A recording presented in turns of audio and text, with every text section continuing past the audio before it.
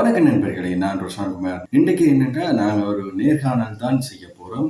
நாம் தமிழர் கட்சியின் தமிழ் முயற்சி பாசறை மாநில ஒருங்கிணைப்பாளர் திரு கார்த்திகை செல்வன் அவருடன் இன்றைக்கு ஒரு நேர்காணல் செய்ய போகிறோம். வணக்கம் கார்த்திகை செல்வன். வணக்கம் தம்பி. தற்போது நீங்கள் நாம் தமிழர் கட்சியில் பயணித்துக் கொண்டிருக்கிறீர்கள். அதாவது தற்போது மாநில கட்சியாக ஒரு அங்கீகாரம் பெற்ற கட்சியாக நாம் தமிழர் கட்சி இருக்கிறது. கடந்த காலத்தில் நீங்கள் நாம் தமிழர் கட்சியில் இணைவதற்கான உந்துதல் எப்படி உங்களுக்கு கிடைத்தது? அதாவது நீங்கள் இணையும் போது எந்த உங்களை எது நாம் தமிழர் கட்சியில் சேருவதற்கு உந்துதலாக இருந்தது அண்ணா? இந்த எல்லாருக்கும் அந்த தொடக்க புள்ளி கடைசி காலகட்ட போர் தான். நம்ம தமிழீழத்துல நடந்த இன அழிப்பு தான். அந்த காலகட்டத்துல அது ஒட்டிய காலகட்டத்துல அதுக்கு கொஞ்சம் முன்னாடியும் அதை ஒட்டியும் நான் வெளிநாடுகள்ல தான் வாழ்ந்துட்டு இருந்தேன். அப்போ நேரடியா அண்ணன் சீமானோ இல்ல அந்த காலகட்டத்து களத்துல நடந்ததோ எனக்கு தெரியாது. நேர்ல இருந்து அப்ப பார்க்க வாய்ப்பு இல்லை. ஆனா அதை பத்தின செய்திகள் தெரியும். அது ஒரு பெரிய தாக்கத்தை ஏற்படுத்தியிருந்தது. நான் அப்போ திமுக பின்புலத்துல இருந்து வந்தோம். எங்க குடும்பத்துல நிறைய பேர் எல்லாருமே கொஞ்சம் திமுக சார்ந்தவர்கள்னு வச்சுக்கோங்க. சிலர் நேரடியாகவும் கட்சியில இருக்காங்க. சிலர் இந்த ஆதரவாளர்களாக தான் பெரும்பாலும் மொத்த குடும்பமுமே திமுக சார்புடைய குடும்பம். அதுல அந்த பின்புலத்துல வரும்போது நானும் அவங்களுக்கு தான் 2004 6 எல்லாம் கூட வாக்கு செலுத்தியிருக்கேன். அப்படி இருந்த காலகட்டத்துல இந்த இன அழிப்பு நடக்குது. அப்ப நம்ம வெளிநாட்டுல இருக்கோம். இதை பத்தி படிக்கிறோம். இந்த காணொலிகள் வரும், காட்சிகள் வரும். அப்போ என் கூட கல்லூரியில படிச்சவர் ஒருத்தர் ஈழத்துல இருந்து படிச்சிருந்தாரு. இந்த போர் இந்த சிக்கல்னால அவர்லாம் மிக காலம் தாழ்ந்து அவரோட வயதுல நாங்கெல்லாம் 17 வயதுல கல்லூரிக்குள்ள நுழையிறோம்னா அவர் கிட்டத்தட்ட 26 வயதோ 27 வயதோ அவருக்கு. கல்லூரிக்கு எங்க கல்லூரியில எங்க கூட அவர் படிக்கும் போது. அப்போ அவர் மூலமா கொஞ்சம் ஓரளவுக்கு அறிமுகம் உண்டு. அதுக்கு பிறகு நான் வெளிநாட்டுல இருக்கும்போதுதான் அவர் தொடர்ச்சியா அங்க நடக்கிற கல நிகழ்வுகளை அந்த காட்சிகளை பதிவுகளை எனக்கு செய்தியா அனுப்புவார். இதுல மின்னஞ்சலா அனுப்புவார். அப்ப இமெயில்ல யாஹூ மெயில்ல அவர் அனுப்ப தினமும் பார்ப்போம். ஒரு காலகட்டத்திலாம் அனுப்பாதீங்க, தினம் இதை எந்திரிச்ச உடனே பாக்குறோம், ஒரு மாதிரியா இருக்கு, ரொம்ப அழுத்தமா தாக்கமா இருக்கு அப்படிங்கிற அந்த சூழல் தான். ஆனாலும் முழுமையான ஒரு புரிதல்லாம் எனக்கு கிடையாது. அதுக்கு பிறகு ஒரு காலகட்டத்துலதான் நம்ம இந்த அரசியல் களத்தை உற்று நோக்கிட்டே இருக்கும்போது திமுக செய்த துரோகங்கள், அன்னைக்கு களத்துல என்னென்ன செஞ்சாங்க, இதெல்லாம் தெரிஞ்சுக்கிறோம். அது தெரிஞ்சுக்கிறதுக்கு ஒரு முதன்மை காரணமா இருந்தது அண்ணன் சீமான் அவர்கள், அவருடைய பேச்சுக்கள் எல்லாம் தான். அப்போ இதை பார்த்துட்டே வரும்போது நான் ஒரு 2000 அது ஒரு 10-11 இருந்தே அந்த புரிதல் வந்துருச்சு. அங்க நான் சிகாகோல இருந்தப்போ அங்க ஒரு பெரிய நூலகம் உண்டு. அந்த நூலகத்துக்கு போய் சில நூல்கள் எடுத்து படிக்கிற பழக்கம் இருக்கும்போது ஒரு முறை எதாச்சும் 2010 ஒரு நூல் கையில கிடைக்குது. அந்த நூலோட பேர் இன்சைட் அண்ட் இல்யூசிவ் மைண்ட்னு டெல்லியை சார்ந்த ஒரு எழுத்தாளர், ஒரு செய்தியாளர், ஊடகவியலாளர்.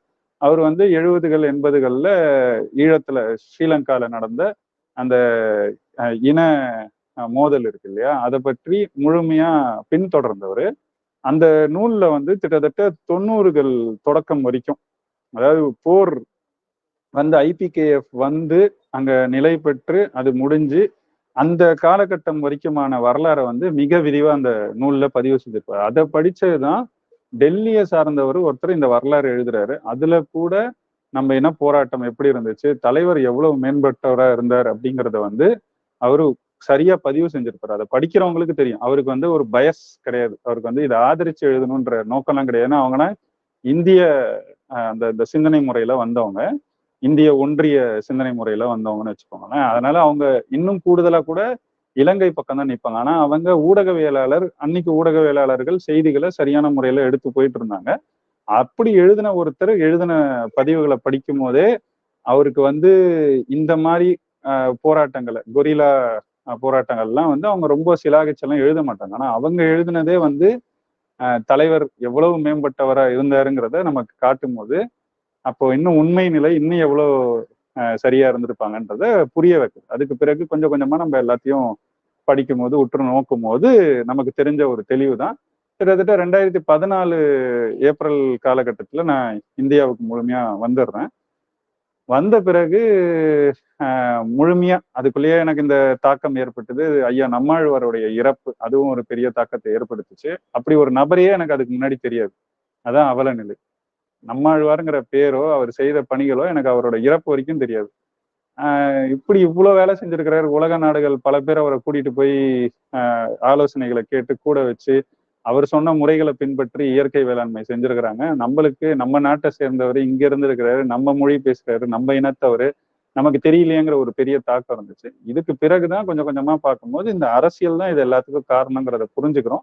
அப்ப நம்ம பார்க்கும்போது நம்ம மொழி சார்ந்து நம்ம இயல்புலயே தமிழர்கள் தானே, நமக்கு மொழி பற்று இருக்கிறது ஒன்றும் புதுசு இல்லைல்ல, தமிழ் பற்று இருக்கிறது. அதனால இயல்புல இருந்த தமிழ் பற்று, அந்த தமிழ் பற்றின் வழியா தமிழ் மொழியை தனித்தமிழ்ல பேசணுங்கிறத இது எல்லாத்தையும் தொடர்ச்சி அரசியல் களத்துல அண்ணன் சீமான் பேசுறது ரொம்ப புதுசு. ஏன்னா அதுக்கு முன்னாடி நம்ம பார்த்த தலைவர்களா கருணாநிதியா இருக்கட்டும், வைகோவா இருக்கட்டும், அண்ணன் திருமாவளவனா இருக்கட்டும், திருமாவளவன் ஓரளவுக்கு செஞ்சிருக்கிறாரு அதை. ஆனாலும் மற்ற யாருமே இந்த தனித்தமிழை முன்னிறுத்துறது இதெல்லாம் கிடையாது. அவங்க தமிழை பயன்படுத்துவாங்க, ஒரு அரசியல் கருவியா பயன்படுத்திக்குவாங்களே தவிர உண்மையா தமிழுக்காக தமிழை தூய்மைப்படுத்தணும் இதெல்லாம் அவங்க செய்யவே இல்லை, எந்த முயற்சியும் எடுக்கல. அப்ப அந்த முயற்சியை அரசியல் களத்திலேயே ஒருத்தர் எடுக்கிறாருங்க போது உள்ளுணர்வாவே அதோட ஒரு ஒன்றுதல் ஏற்பட்டது. அப்புறம் 2016 இருந்து நான் கட்சியில பயணிக்க தொடங்கி தொடர்ச்சியா பயணிச்சு.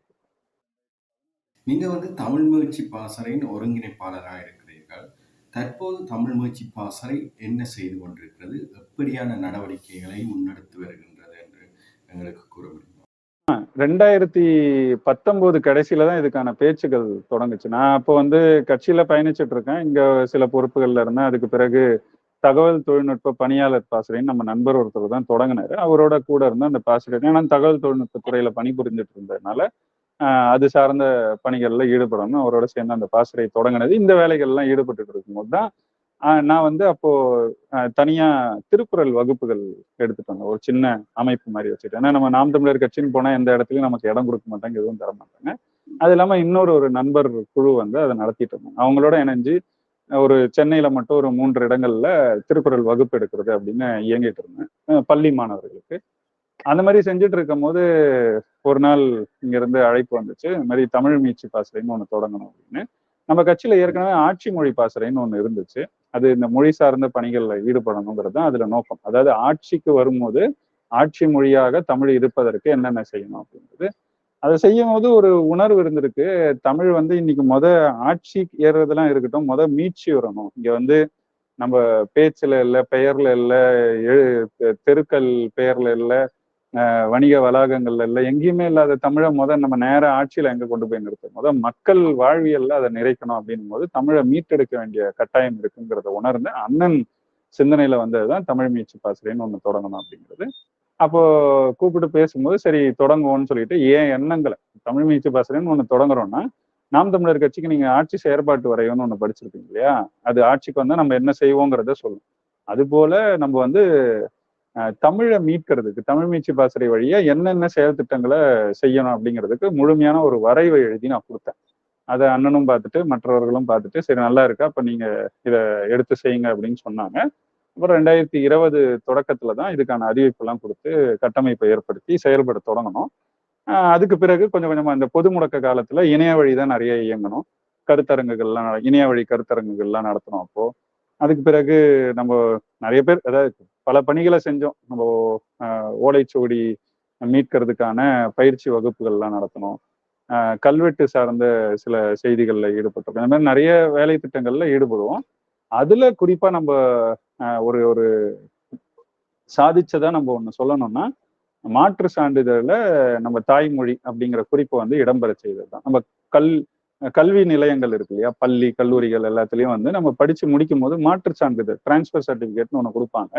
அந்த டிசியில தாய்மொழிங்கிற குறிப்பு இல்லைங்கிறத ஒரு நண்பர் பார்த்துட்டு அதை நமக்கு எடுத்து சொன்னார். சொல்லும் போது நமக்கு உள்ளுணர்வு, அவர் ஏற்கனவே அதை தகவல் அறியும் உரிமை சட்டத்திலாம் போட்டு வாங்கியிருந்தாப்படி. அப்போ நம்ம இதை பார்க்கும்போது தான் நமக்கு ஒண்ணு தோணுச்சு, இங்க இப்படி இருக்கு, மற்ற மாநிலங்கள்ல எப்படி இருக்கு கேட்போம்னு சொல்லிட்டு நம்ம கட்சி சார்பா பல மாநிலங்கள்ல கேட்டோம். இப்போ நம்மளுக்கே எங்க புதுச்சேரியில கேட்டோம், அப்புறம் ஆந்திரால கேட்டோம், தெலுங்கானால கேட்டோம், கேரளால கேட்டோம், கர்நாடகால கேட்டோம், பீகார்ல கேட்டோம். இந்த மாதிரி பல இடங்கள்ல கேட்கும் போது அங்க இருந்தெல்லாம் நமக்கு பதில் வரும்போது எல்லாருமே அவங்களோட பதிவு இருக்கு இல்லையா, ரிஜிஸ்ட்ரேஷன் ஃபார்ம் இருக்கும்ல, நம்ம பள்ளியில சேர்க்கும் போது அந்த ஃபார்ம்ல அந்த படிவத்திலேயே கூட தாய்மொழி வச்சிருக்கிறாங்க. அதே மாதிரி அவங்க முடிச்சுட்டு போகும்போது மாற்று சான்றிதழ் கொடுக்கும்போது அதுலயும் வச்சிருக்காங்க. அப்ப நம்ம மட்டும் எப்படி ஏமாற்றப்பட்டிருக்கோம் அப்படின்னு அப்புறம் அதையும் வேறு தேடி போனோம், எப்ப மாறுச்சு நம்மளால போக முடிஞ்சது கிட்டத்தட்ட 1971 காலகட்டத்து வரைக்கும் போயிட்டோம். அது வரைக்கும் இருந்த டிசியை எடுத்துட்டோம். 50 ஆண்டுக்கு பின்னாடி போனோம். அப்போ போனாலும் அந்த டிசிலையும் பாத்தீங்கன்னா அந்த மொழி தாய்மொழிங்கிற குறிப்பு இல்லை. இது வந்து திமுக ஆட்சிக்கு வந்த பிறகு. அதுக்கு முன்னாடி காமராஜர் ஆட்சியில, பக்தவச்சலம் ஆட்சியிலயோ இல்ல அதுக்கு முன்னாடி நீதி கட்சி ஆட்சியிலோ அது எப்படி இருந்துச்சுங்கிறது நமக்கு தெரிஞ்சுக்கிறதுக்கு வாய்ப்பு இல்லாம போச்சு. அப்புறம் சரி, இப்போதைக்கும் மற்ற மாநிலங்கள்ல இருக்கிறத எடுத்துட்டோம், இங்க எப்படி இருந்திருக்குன்றதை 71 வரைக்கும் எடுத்துட்டோம், இதை கொடுத்து மாத்த சொல்லுவோம்னு சொல்லி அழுத்தம் கொடுக்கும் போது அரசு சார்பில் அதை ஏற்றுக்கொண்டு மாத்திட்டாங்க. 2022 இருந்து அரசு சார்பா கொடுக்கப்படுற எல்லா மாற்று சான்றிதழ்லையும் இப்போ தாய்மொழிங்கிற குறிப்பு 6வது குறிப்பா அந்த டிசியில வருது. ஃபார்மேட் வந்து அரசு கொடுக்குற ஃபார்மேட்ல வருது. அரசு இதை நடைமுறைப்படுத்திட்டு இருக்கு. இப்போ நம்ம என்ன பண்றோம், கொஞ்சம் கொஞ்சமா தனியார் பல்கலைக்கழகங்கள் இருக்குல்ல, ஏன்னா அவங்க வந்து அவங்களோட ஃபார்மேட்ல கொடுக்குறாங்க. அதனால அவங்களுக்கும் இந்த செய்தியை கடத்தி அரசு சொல்லி இருக்கு, இனிமேல் நீங்களும் இதை இணைச்சு கொடுங்கன்னு சொல்லி அவங்களையும் கொடுக்க சொல்லி முன்னெடுத்துட்டு இருக்கோம். இதை ஒரு பெரிய மைல்கல்லா தான் சொல்லணும். இன்னும் நிறைய செய்திகள் இந்த மாதிரி மீட்கிற பணிகள் நிறைய. 2010 ராஜராஜ சோழனோட சுவடிகள் கண்டெடுக்கப்பட்டது. அது எங்க போச்சுன்னே இன்னைக்கு வரைக்கும் தெரியல. அப்ப அதை தேடி ஒரு பயணம், அது ஒரு கிட்டத்தட்ட 2.5 ஆண்டுக்கு மேல ஒரு தகவல் அறியும் உரிமை சட்ட ஒரு நகர்வுகள் நடந்துகிட்டு இருக்கு. அதுவும் விரைவில் அதுக்கு வழக்கு போறோமோ இல்ல மீட்டெடுக்கிறோமோ என்ன நடக்க போதோ அதை செய்ய போறோம். இந்த மாதிரி நிறைய பணிகள் எங்கெல்லாம் பாக்குறோமோ, இப்போ பெயர்கள்ல இல்லை அப்படிங்கிறதுக்கு நம்ம வந்து முடிஞ்ச அளவுக்கு தூய தமிழ் பெயர் வைக்கிறதுக்கு வலியுறுத்துறோம். நம்மளும் நம்ம பெயர்களை மாத்திக்கிறோம். அதே போல இனிமேல் வைக்கிறவங்களுக்கு உதவியா நிற்கும். அவங்க கேட்டு வரும்போது நல்ல தமிழ் பெயர்களை அவங்களுக்கு பரிந்துரை செய்யற வகையில திருக்குறள், தினம் ஒரு திருக்குறள்னு நம்ம ஒரு பரப்புரை செஞ்சோம். தூய தமிழ் சொற்களை வந்து தினம் பதிவிட்டு ஒரு ஒரு தொடர் முயற்சி அதை செஞ்சுக்கிட்டு இருக்கோம். இப்போ அது எப்படின்னா, தினமும் ஒரு 5 வடமொழியோ இல்ல பிறமொழி சொல் நம்ம பயன்பாட்டுல இயல்புல நம்ம பேச்சு வழக்குல பயன்பாட்டுல இருக்கிற சொல்ல கொடுத்துட்டு அதுக்கு சரியான தமிழ் சொல் என்னவோ அதை கொடுப்போம். இந்த மாதிரி தொடர்ச்சியான பணிகள்ல ஈடுபட்டு இருக்கோம் தமிழை மீட்பது. தொடர்ச்சியாக வந்து தமிழ்நாட்டில் வந்து ஓலைச்சுவடிகள் திருடப்படுவதாகவும், அதாவது காணாமல் போவதாகவும், அது வந்து ஜெர்மன் நாட்டுக்கு அதை கடத்தி செல்கிறார்கள் என்றும் கூறப்படுகிறது. குறிப்பாக மருத்துவ ஓலைச்சுவடிகள், இது போன்ற ஓலைச்சுவடிகள் வந்து ஜெர்மன் நாட்டிற்கு கடத்தி செல்வதாகவும், அதை வந்து அங்கு விற்பதாகவும் கூறப்படுகிறது. இது தொடர்பாக உங்களது கருத்து? ஆமா, இது இப்ப இல்ல, மருத்துவ சுவடிகள் திருடுற வேலை. அது திருடுறதுன்னு நேரடியாவே நம்ம சொல்லிடுவோம். அதுல வந்து காணாம போகுது அப்படிலாம் இல்லை. இவங்க வந்து தொடர்ச்சியா கட்டமைச்சு இந்த வேலையை செய்யறாங்க. இது ஒரு 350 400 ஆண்டுகளாவே இது நடக்கிறதா தான், இதுக்கு ஒரு தொடர்ச்சி இருக்கிறதா தான் நம்ம பாக்குறோம். நான் இங்க இருந்து அறிவு சொத்துக்கள் நிறைய ஆங்கிலேயர்கள் களவாண்டு போனதும் அவங்களோட நாகரிகத்தை வளர்த்ததெல்லாம் நம்ம பார்த்திருக்கோம். அது போல ஒரு செய்தி தான் இது. இது என்ன செஞ்சாங்க அப்படின்னு பாத்தீங்கன்னா, சரியா 350 400 ஆண்டுகளுக்கு முன்னாடியே ஹோமியோபதிங்கிற ஒரு மருத்துவ முறையை வந்து ஜெர்மனியில தொடங்கப்படுது. அப்ப அதை எதன் அடிப்படையில தொடங்குறாங்க அப்படின்னு பார்க்கும்போது நிறைய பேர் எழுப்பியிருக்கிற ஐயம் தான் இது. இது இங்க இருந்த சித்த மருத்துவ சோடிகளை திருடி தான் வந்து ஜெர்மானியர்கள், அந்த டச்சு மொழி பேசுற ஜெர்மானியர்கள் அவங்க வந்து அந்த ஹோமியோபதிங்கிற ஒரு மருத்துவ முறையே உருவாக்கி இருக்கிறாங்க அப்படிங்கிறது தான். இப்ப அது இப்பவும் தொடர்றதா தான் நம்ம பாக்குறோம். ஏன்னா தொடர்ச்சியா பாத்தீங்கன்னா இந்த காலகட்டம் வரைக்கும் நம்மளுடைய பழைய மரபுகள், இந்த சித்த மருத்துவம் உட்பட நிறைய வரலாறு ஆவணங்கள் இதெல்லாம் வந்து ஓலைச்சுவடிகள் எழுதி வைக்கப்பட்டிருக்கு. அதெல்லாம் வந்து குறிப்பா இந்த சித்த மருத்துவ சுவடிகள் வந்து காணாம போற செய்திகள் தொடர்ச்சியா வருதுதான். அப்ப என்ன நடக்குதுன்னா, இங்க சிலர் வந்து அதை கைப்பற்றுறாங்க. அதுலன்னா அதை ஓலைச்சுவடி திரட்டுறோம்னு சொல்லி சில பணிகளை செய்யறாங்க. அதுக்கு பிறகு அந்த சுவடிகள் எங்க அப்படின்னு தேடி போகும்போது காணும் அப்படிங்கிறாங்க. இப்போ சில சுவடிகள் கிடைக்குதுன்னா, கிடைத்த சுவடிகள் அதை வந்து குறைந்த அளவு மின்னாக்கம் செய்யறது, அதை வந்து டிஜிட்டலைஸ் பண்ணி அதை எங்கேயோ ஒரு ஆவண காப்பகத்திலே ஏதோ ஒரு இடத்துல ஆவணப்படுத்தி வைக்கணும். அதுவே இல்லை அப்படின்னா அப்ப அதை என்னன்னு சொல்றது, என்ன மாதிரி அதுல நமக்கு ஐயம் எழும் அப்படிங்கிற செய்தி இருக்கு இல்லையா. இதுலதான் நமக்கு வந்து இங்க என்ன நடக்குதுங்கிறதுல ஒரு பெரிய ஐயம் இருக்கு. கட்டாயம் திருடப்படுது.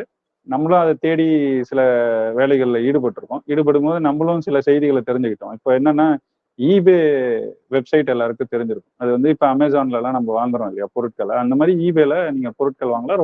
ரொம்ப காலமா இருக்கிற ஒரு இணையதளம் தான். இப்ப அந்த இணையதளத்துல பாத்தீங்கன்னா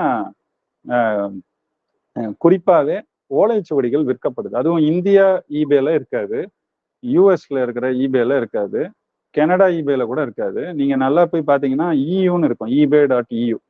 ஐரோப்பா முழுக்கவும் ஒரு ஈபே தான் பயன்படுத்துறாங்க. அந்த ஈபேல மட்டும் பாத்தீங்கன்னா ஓலைச்சுவடிகள், தமிழ் ஓலைச்சுவடிகள் விற்பனைக்கு வைக்கப்பட்டிருக்கு. இப்ப இது என்ன யாரு விக்கிறாங்க அப்படின்னு போய் செல்லர் இன்ஃபர்மேஷன் நம்ம பார்க்கலாம். அதை எடுத்து பார்க்கும்போது பாத்தீங்கன்னா ராஜஸ்தானுக்கு போவோம். தமிழ் ஓலைச்சுவடி எப்படி ராஜஸ்தான்ல விக்கிறாங்க? இப்ப அந்த இடத்துல நமக்கு ஒரு ஐயம் வரும் இல்லையா? அங்க பாத்தீங்கன்னா குறிப்பா நம்ம எல்லா சுவடிகள் விற்கிறது இதையும் நிறுவனங்களையும் எடுத்து அதை ஆய்வு செய்யும் போது ராஜஸ்தான்ல ஒரு 2 முகவரிக்குள்ளதான் பெரும்பாலும் இது ரெண்டுமே சொல்லப்படுது. அப்ப ராஜஸ்தான்ல அந்த 2 முகவரியும் எவ்வளவு தூரத்துல இருக்குன்னா ஒரு 2 தெரு தள்ளி தான் இருக்கு. ஏதோ ஒண்ணு நடக்குது. அதை வந்து நம்மளா ஒரு அளவுக்கு தான் அதை போய் பார்த்து தெரிஞ்சுக்க முடியும். இதுக்கு மேல அதுல உண்மையில நடவடிக்கை எடுக்கணும்னா அரசுகள் ஈடுபடும். இங்க தமிழ் வளர்ச்சித்துறை இருக்கு, தமிழ்நாடு அரசு இருக்கு. அவங்களுக்கு உண்மையிலேயே தமிழை மீட்கணும், தமிழ் ஓலைச்சுவடிகளை காக்கணுங்கிற நோக்கம் இருந்ததுன்னா கட்டாயம் இதை எடுத்து செய்வாங்க. ஆனா இது வரைக்கும் ஏன் இத்தனை ஆண்டுகளா இதை செய்யல? நம்மளால இவ்வளவு செய்திகளை திரட்ட முடியுதுன்னா அரசு நினைச்சா எவ்வளவு செய்திகளை திரட்டலாம். அது ஏன் செய்ய மாட்டாங்க அப்படிங்கிறது நமக்கு தெரியாத புரியாத ஒரு புதிரா தான் இருக்கு. நாம் தமிழர் கட்சிக்கு பல நெருக்கடி கொடுக்கப்பட்டது இந்த தேர்தல் காலத்துல குறிப்பாக விவசாய சின்னம் பறித்து வேறொரு கட்சிக்கு கொடுக்கப்பட்டது. அத்தோடு நாம் தமிழர் கட்சியின் நிர்வாகிகளுக்கு என்ஐஏ சோதனையிட்டு அவர்களை முடக்க பார்த்தது.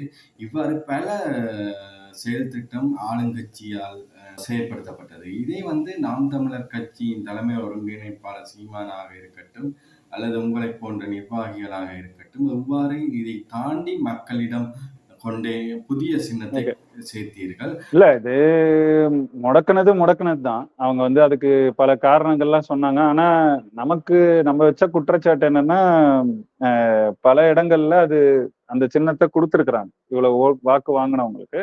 இதுல திட்டமிட்டு ஆரிய சதி திராவிட சதின்னு 2 பேரும் சேர்ந்து செய்யறதான் பாக்குறாங்க. பாஜகவை வளர்க்கணும்னு நினைக்கிறாங்க. பாஜக வளர்றதுக்கு யாரெல்லாம் இங்க தடையா இருப்பாங்களோ அவங்களுக்கு எல்லாம் ஒரு அழுத்தம் கொடுக்கறது. அந்த அழுத்தத்தின் ஒரு பகுதியா தான் எதுவுமே இல்லாத உண்மையில எந்த முதன்மையான குற்றச்சாட்டும் இல்லாத ஒரு அழைப்பு வந்ததுங்கிறதுக்காக இடுமோனம் கார்த்தியை கூப்பிட்டு என்ஐஏ சோதனை நடத்தினாங்க. அப்போ அழைப்பு எடுத்து பேசி ஏதாவது செஞ்சிருந்தா கூட சரி ஏதோ ஒரு காரணமாவது இருக்குன்னு நம்ம பார்க்கலாம். எதுவுமே இல்லாத போது ஒரு அழைப்பு வந்துச்சு, தவறிய அழைப்பு, மிஸ்டு கால் இருந்ததுக்காக இடும்பவனம் கார்த்தியை இந்த நபர்கிட்ட உங்களுக்கு ஏன் மிஸ்டு கால் இருந்துச்சுன்னு கூப்பிட்டு கேட்டா எப்படி தெரியும்? யார் வேணா என்ன இருந்துச்சுன்னா அதுவும் நான் பொதுவில் அறியப்படுற ஒரு நபர்னா எனக்கு அழைப்பு கொடுக்கலாம் தானே. அப்படிதான் இடும்பவனம் கார்த்தி நிறைய பேரால அறியப்பட்டவர். அதனால அவருக்கு ஒரு தவறிய அழைப்பு வந்திருக்கு. அவர் எடுத்து பேசக்கூட இல்லை. அப்புறம் அவரை எதுக்கு என்ஐஏ சோதனைக்கு உட்படுத்தினாங்க? அதுல படுத்தி என்ன செய்தி அதுல இருந்து தெரிஞ்சுக்கிட்டாங்க? அந்த நபரை பத்தி தெரிஞ்சுக்க இவர்கிட்ட என்ன இருக்கு? அழைத்த நபர் ஏதோ தீவிரவாத செயல்கள்ல இவர்கள் சொல்றது போல ஈடுபட்டாருன்னு வச்சுக்கோங்க. இவருக்கு கூப்பிட்டு மிஸ்டு கால் கொடுத்தாருன்னா அவரை பத்தி எப்படி இடுமோனம் கார்த்திகிட்ட இருந்து அவங்க தெரிஞ்சுக்க முடியும்? இது ரொம்ப இயல்பான கேள்விதானே. அந்த மாதிரிதான் நிறைய செயல்பாடுகள். இதெல்லாமே ஒரு அழுத்தம் கொடுக்கறதுக்கு தான். அந்த காலகட்டத்துல நாம் தமிழர் கட்சிக்கு ஒரு கெட்ட பெயரை ஏற்படுத்தணும், இல்லைன்னா மக்கள் மத்தியில ஒரு ஐயத்தை ஏற்படுத்தணும் இவங்களை பத்தி அப்படிங்கிறது தான் இவங்களுக்கு நோக்கமா இருந்துச்சு. அந்த நோக்கத்துக்காக செய்யப்பட்ட செயல்கள் தான் இது. அதோட தொடர்ச்சியா தான் இந்த சின்னம் முடக்கத்தையும் பார்க்கிறோம். அதுக்கு பிறகு தொடர்ச்சியா சின்னம் வெறும் முடக்கிட்டு நம்ம அடுத்து வேற சின்னம் கேட்டும் கொடுத்துடல. நம்ம கேட்கிற சின்னத்தெல்லாம் வேற யாருக்கோ கொடுத்துட்டு இருந்தாங்க தொடர்ச்சியா. நம்ம தானி சின்னம், ஆட்டோ சின்னம் இருந்துச்சு, அதை கேட்டோம், அதை முடக்குனாங்க. தீப்பெட்டி சின்னம் கேட்டோம், வேற யாருக்கோ கொடுத்தாங்க. இப்படி நம்ம கேட்கறது எல்லாத்தையும் வேற யாருக்காவது கொடுத்துட்டே இருந்தாங்க. அப்போ இது என்ன நடக்குதுங்கிறத நம்மளால அப்ப புரிஞ்சுக்க முடியுது. கடைசியில நமக்கு அவங்களே கட்டாயப்படுத்தி மைக் ஒலி வாங்கி சின்னத்தை கொடுத்து நமக்கு அவங்களே ஒரு நல்லதை தான் செஞ்சாங்க. ஏன்னா விவசாயி சின்னமும் நமக்கு அப்படிதான் கிடைச்சது. உங்களுக்கு நினைவு இருக்குமா தெரியல, 2016 நமக்கு இரட்டை மெழுகுவர்த்தி தான் சின்னம். 2019 தேர்தல் நெருக்கத்துல நமக்கு அந்த இரட்டை மெழுகுவர்த்தியை முடக்கிட்டாங்க. ஏன்னா அது தேசிய அளவுல இன்னொரு கட்சிக்கு, வடகிழக்கு மாநிலங்களை சேர்ந்த ஒரு கட்சி கொடுத்துட்டோம்னு சொல்லி இந்த சின்னம் நமக்கு கிடையாதுன்னு சொன்னாங்க. சொல்லிட்டு அவங்களே தான் இப்ப விவசாயி சின்னத்தை கொடுத்தாங்க. அது நம்மளோட கொள்கைக்கு ஒன்றி போனதுனால ரொம்ப சிறப்பா மக்கள்கிட்ட போய் சேர்ந்துருச்சு. அது போலதான் இந்த முறை அவங்களே கட்டாயப்படுத்தி ஒலி வாங்கி சின்னம், மைக் சின்னத்தை கொடுத்தாங்க. நம்ம கட்சி பேச்சுனால அண்ணன் சீமான் அப்படின்னால முதன்மையா இருக்கிறது அவருடைய மிக வீரியமான பேச்சு தான். அந்த ஒலிவாங்கி வழியா தான் அது போய் சேருது மக்கள்கிட்ட. அதனால ஒலிவாங்கி ரொம்ப அருமையா பொருந்திருச்சு. நம்ம சின்னம் இல்லாம யாருமே வாக்கு கேட்க முடியாது அப்படிங்கிற அளவுக்கு அதை பெரிய அளவுக்கு பரப்புரை செய்து, குறிப்பா தொடக்கம் இணையம் தான். இணையத்துல பெரிய அளவுக்கு அதை கொண்டு போய் சேர்த்தோம். ஏன்னா இளைஞர்கள் நிறைய பேர் நம்ம கட்சியை பின்தொடர்றதுனால அவங்க கிட்ட கொண்டு போய் சேர்க்கும் போது அவங்களோட வட்டங்கள்ல எல்லா இடத்துலையும் பேசி பகிரும் போது அது பெரிய அளவுக்கு அந்த செய்தி சின்னம் மாறினதும் விவசாயி இல்லை இப்போ ஒலி வாங்கி சின்னம்ன்றதும் போய் கிராமங்கள் வரைக்கும் சேர்ந்துருச்சு. அப்படி தாண்டியும் பாத்தீங்கன்னா இந்த முறை விவசாய சின்னத்துல தமிழ்நாடு முழுக்க நிறைய சுயேட்சைகளுக்கெல்லாம் அந்த சின்னத்தை கொடுத்துருந்தாங்க. அவங்க எல்லாரும் போட்டியிட்டு மொத்தமா வாங்கின வாக்கு வந்து 84 85,000 வாக்கு வாங்கியிருக்காங்க. அவங்க எல்லாம் 84 85,000 வாக்கு வாங்கியிருப்பாங்கன்னு நம்ம நம்பல. அப்ப நம்மளோட வாக்கும் சிலது இன்னும் இந்த செய்தி போய் சேராத சில மக்கள் அவங்களுக்கு வாக்கு செலுத்தியும் சிதறி இருக்கிறத தான் பாக்குறோம். அந்த வாக்குகளும் வந்திருந்ததுன்னா நம்ம இன்னும் கொஞ்சம் வாக்கு அதிகமா கூடுதலா இப்ப 8.22 விழுக்காடு இருக்கிறது நம்ம வந்து 8.5 9 விழுக்காடு வரைக்கும் வாங்குறது கூட வாய்ப்பு இருந்திருக்கும்.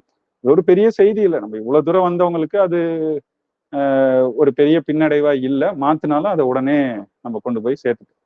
இந்த ஆளும் கட்சியின் தொண்டர்களா இருக்கட்டும், அதாவது டிஎம்கே தொண்டர்களா இருக்கட்டும், ஏடிஎம்கே தொண்டர்களாக இருக்கட்டும், அல்லது வந்து பாஜக தொண்டர்களாக இருக்கட்டும், இவர்கள் வந்து நாம் தமிழர் கட்சி ஏதோ ஆளும் கட்சியிலிருந்து மக்களுக்கு எதுவும் செய்யாத நிலை போல் காட்டிக்கொண்டு நாம் தமிழர் கட்சியை வந்து இவ்வாறு விமர்சிப்பதற்கான காரணம் என்ன? அது ஏன்னா அவங்களுக்கு ஒரு அச்சம். நாம் தமிழர் கட்சியோட வளர்ச்சி வந்து அவங்களுக்கு நேரடியா ஒரு பாதகமா அவங்க பாக்குறாங்க. ஏன்னா ஒரு கட்சி வளருதுங்கும் போது அவங்க பெற வாக்குகள் பெற்று வளரும் போது கூடுதலா ஒவ்வொரு தேர்தலையும் வாக்கு பெறும்போது அந்த வாக்கு எங்க இருந்து வருதுங்கிறது இருக்குல்ல. இந்த முறை கூட பாத்தீங்கன்னா திமுக எல்லா தொகுதியிலையும் வென்றுட்டாங்க. போன வாட்டி கூட ஒரு இடத்துல தோத்திருந்தாங்க, தேனியில. ஆனா இந்த முறை அங்கேயும் சேர்த்து 40 தொகுதிகளிலுமே அவங்க கூட்டணி வென்றுச்சு. ஆனாலும் அவங்களோட வாக்கு விழுக்காடுங்கிறது வந்து 6 விழுக்காடுக்கும் மேல குறைஞ்சிருக்கு. இப்ப அந்த 6 விழுக்காட்டு குறைவா இருக்குல்ல, அப்ப அது எங்க இருந்து குறைஞ்சது அப்படிங்கிற கேள்விக்கான பதிலுக்குள்ளதான் அவங்க நாம் தமிழர் கட்சியை விமர்சிக்கிறது இருக்கு. இந்த நீங்க சொன்னது போல பாஜக சார்பில் அண்ணாமலை பாராட்டு இருக்கிறார். ஆனா தமிழிசை சவுந்தரராஜன் வந்து இந்த வளர்ச்சி வந்து அபாயமா இருக்கு அப்படிங்கிற மாதிரி பேசியிருக்காங்க. செல்வ பெருந்தகைன்னு காங்கிரஸ் கட்சியின் தமிழ் மாநில தலைவரும் வந்து இளைஞர்கள் தவறான பாதையில போறாங்க. இவங்கெல்லாம் இப்படி பேசுறதுக்கு காரணம், இந்த வாக்க சீமானுக்கு போகலைன்னா நமக்கு வந்திருக்குமோ, நம்ம வாக்கு இன்னும் கொஞ்சம் கூடுதலா கிடைக்குமோ அப்படிங்கிற ஒரு இதுலதான் அந்த வெறுப்புணர்வோட பேசுறாங்க. அது அவங்க நாம் தமிழர் கட்சி தோன்றினதே இவங்க எல்லாரையும் எதிர்க்கதானே. திமுக, அதிமுக, பாஜக, காங்கிரஸ் இவங்க 4 பேரும் வேணாங்கிறது தான் நாம் தமிழரின் முதன்மை நோக்கம். அப்போ சரியான இடத்துல இருந்தா நமக்கு எதிர்ப்பு வருது. அப்போ நம்ம சரியா இருக்கோங்கிறது தான் அது காட்டு. இப்ப வந்து இனத்தின் எதிரி காங்கிரஸ் என்று சொல்லுகிறீர்கள், அது 100க்கு 100 உண்மை. மாநில குலத்தின் எதிரி பாஜக என்று, இது ஏன், என்ன காரணம்? ரொம்ப இயல்பா உங்களுக்கு எளிமையா இதை புரிய வைக்கணும்னா இப்ப நடந்ததே சொல்றாங்க.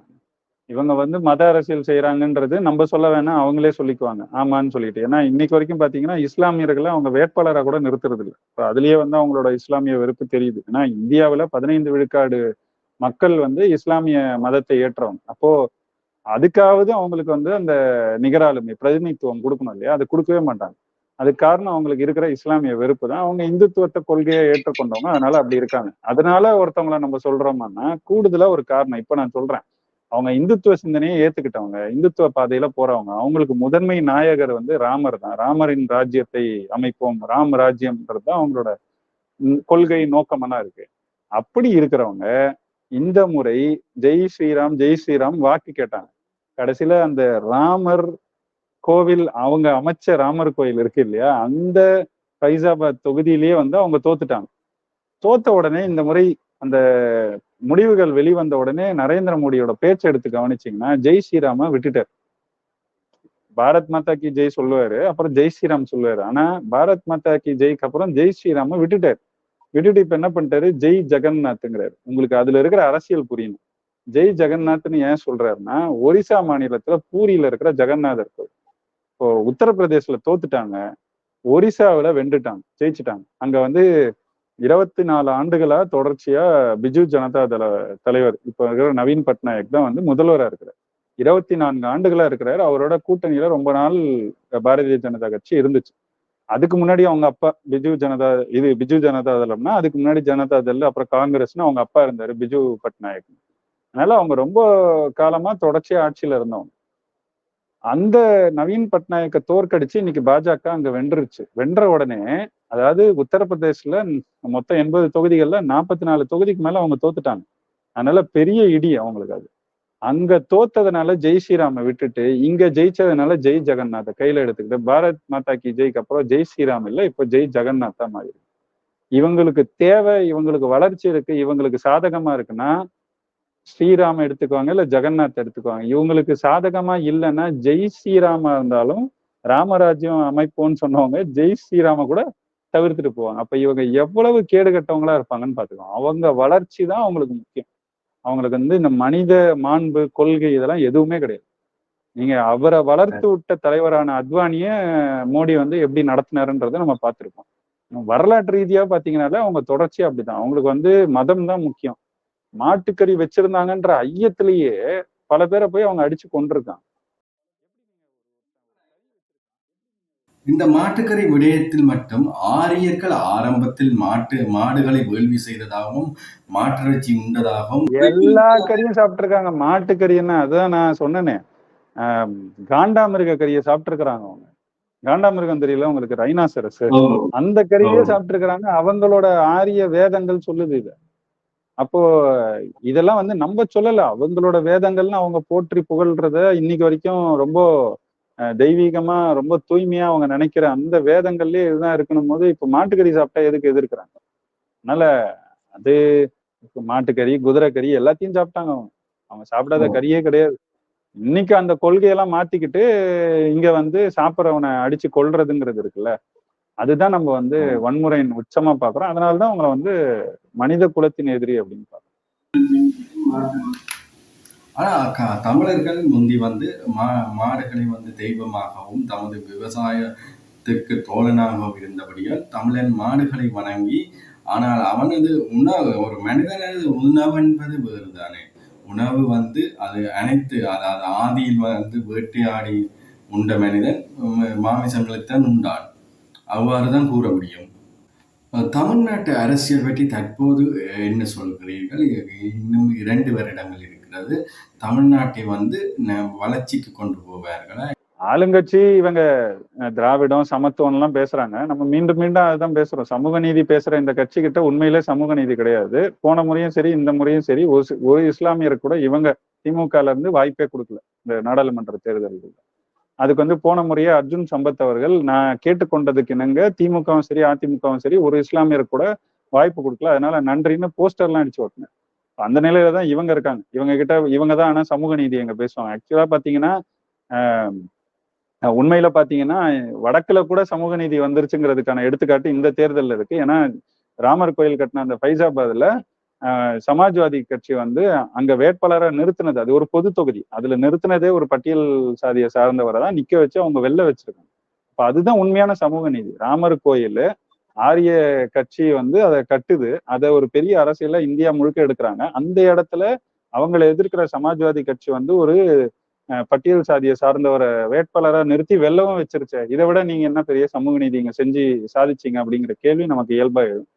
அதனால இங்க பொது தொகுதியில நிறுத்துறதுக்கு வக்கில்லாம இன்னமும் ஆராசா அவங்க கட்சிக்கு ஒரு பெரிய தலைவர் அவர். அந்த கொள்கை திராவிட கொள்கைக்காக இத்தனை ஆண்டுகள் பெரிய அளவுக்கு பயணிச்சவர், பேசினவர், கொள்கை பரப்பு செயலாளராக இருந்தவர், இன்னைக்கு துணை பொதுச் செயலாளராக வரைக்கும் இருக்காரு.